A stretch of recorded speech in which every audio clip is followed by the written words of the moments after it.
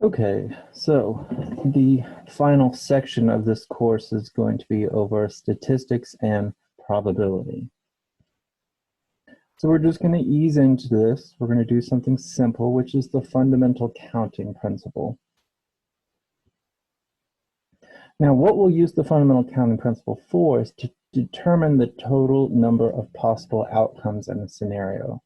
And we're going to be using that a lot when we start calculating probabilities.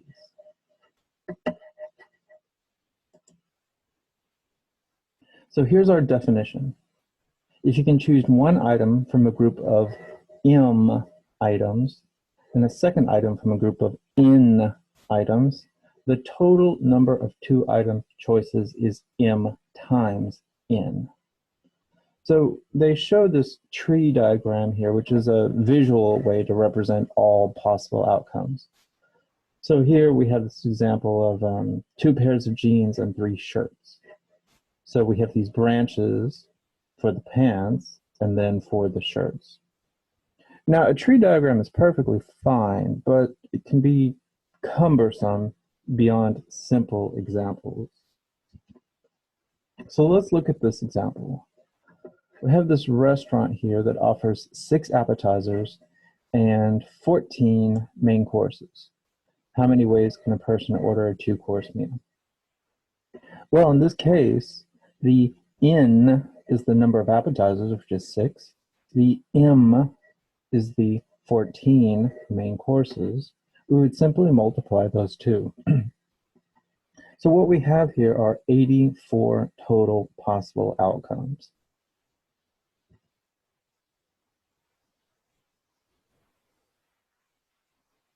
Now we can expand on the fundamental counting principle. It doesn't just have to be two groups. It doesn't have to be m times n. We can expand this to m times n times o times p times q, or however many groups you have.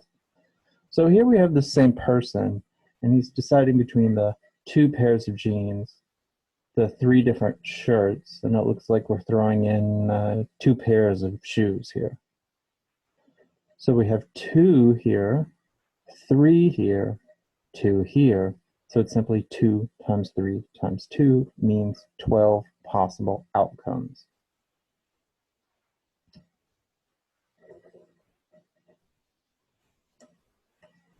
Okay, so let's look at this example. You're planning your schedule for next semester. You're planning to take 3 classes: math, English, and humanities. There are 8 sections of math, 5 sections of English, 4 sections of humanities. So it wants to know the number of possible schedules. Well, assuming you don't repeat any of these, you don't take 2 math or 2 English or 2 humanities. If you're only taking one of each, we simply do 8 times 5 times 4, which makes 160 different class schedules.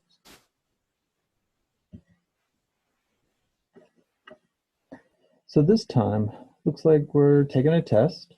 The multiple choice test, there are 10 questions. Each question has 4 answers, with 1 correct answer per question. If you select one of the 4 choices for each question and leave nothing blank, how many ways can you answer the questions? Sure.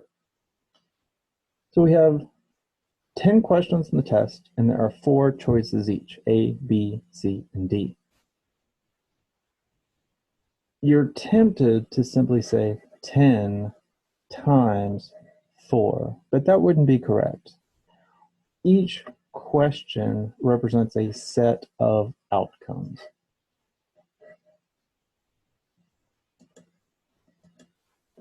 So let's look at this on paper. There's 10 questions.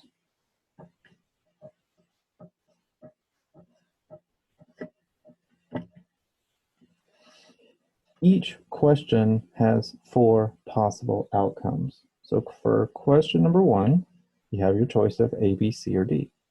So there's 4 outcomes here.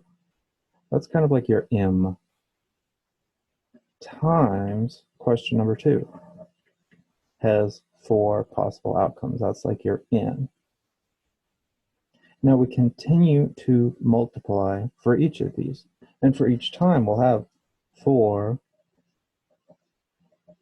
possible choices. Now, we could multiply all these 4s, but remember, in math, we have an operation which means repeated multiplication. Now note you're thinking exponent, and you are correct.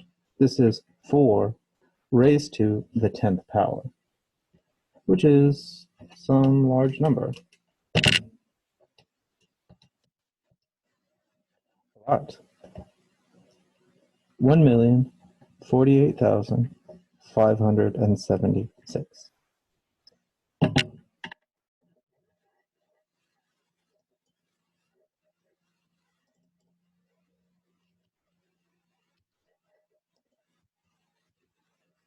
So we multiply 4 to represent each question. It's 4 times itself 10 times.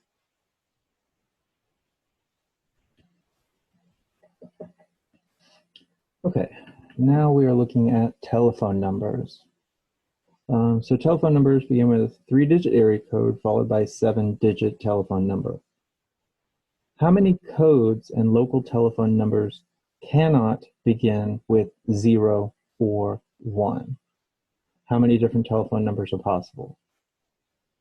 All right. Similar to the last example, let's draw this out.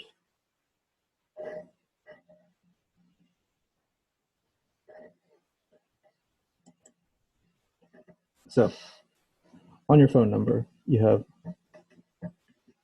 your 3-digit area code. Then you have your 7-digit phone number. Now, they tell us in the statement that the area code cannot start with 0 or 1.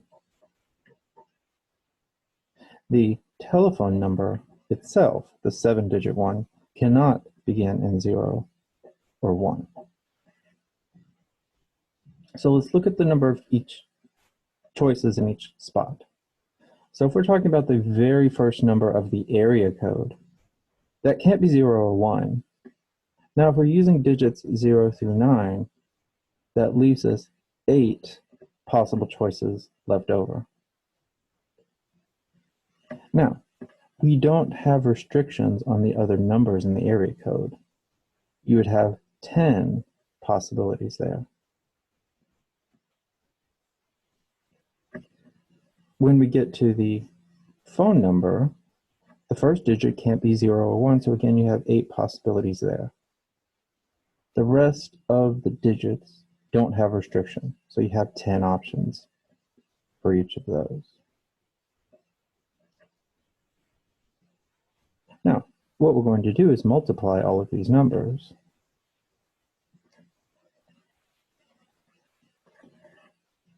Now, the nice thing about multiplication is the order doesn't matter.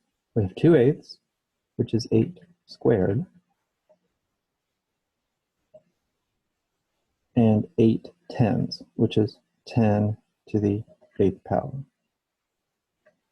We multiply those.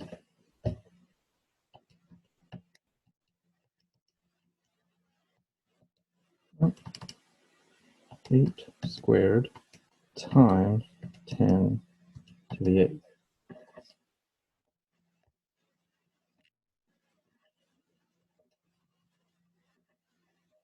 We get a very large number.